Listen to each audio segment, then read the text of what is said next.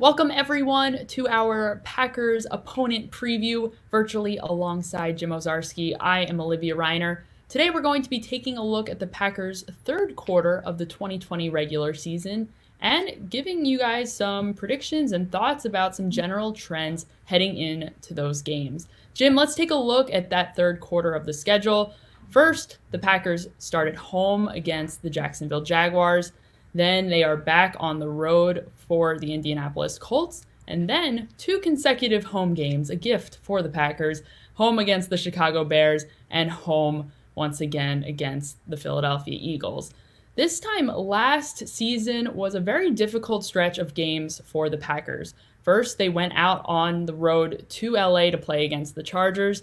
Then they came back home. Then they had a bye week, and then they were back out to California against the 49ers. Then they were back all the way out east in New York to play against the Giants. This time around, it's quite different. How can 2 consecutive home games at this point in the season be a benefit to the Packers?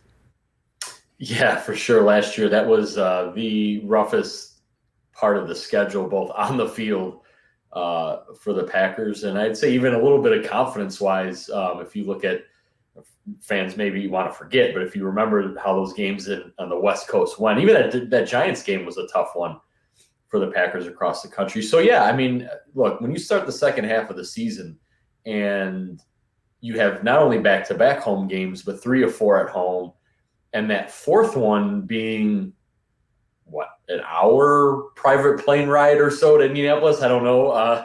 We usually drive, right, Olivia? So it's a short trip. So, yeah, I think having those back-to-back games, especially, against a Bears team, which, to me, Olivia, I think is going to be in the mix to win the division, and an Eagles team that beat the Packers at Lambeau Field a year ago, and in my opinion, should be in the mix to play for an NFC championship. So to play quality opponents at home back-to-back, one of them being a night game against the Bears, late afternoon against the Eagles in late November, December. Look, the Packers love a home field advantage. We don't know what that advantage will be when it comes to the crowd, if there is one, or noise, if there is any. But being at home is always something that this team needs and looks forward to. They play well, and those are tough opponents. Being home is a gift. However, Jim, as you mentioned, not easy opponents there at that point in the season. You mentioned the Bears. This is a pretty late point in the season for the Packers to be seeing the Bears for the first time. They did start the NFL season in 2019 against the Bears. Now they're going to be seeing potentially a different leader at the helm of the offense. Maybe, who knows, after the Bears brought in Nick Foles to be some competition for Mitch Trubisky. How different is this Bears team potentially going to look when they take on the Packers in the third quarter of the season? Yeah, that's fascinating. And it is probably the biggest unknown, when you look and try to project this Packers schedule. Late November, I mean, who knows who wins that competition coming out of whatever training camp there is for the Bears.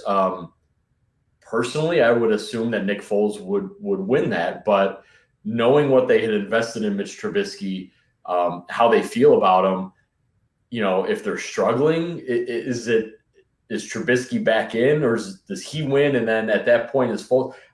That's fascinating, Olivia. You're right. They usually play the Bears the first time so early in the year.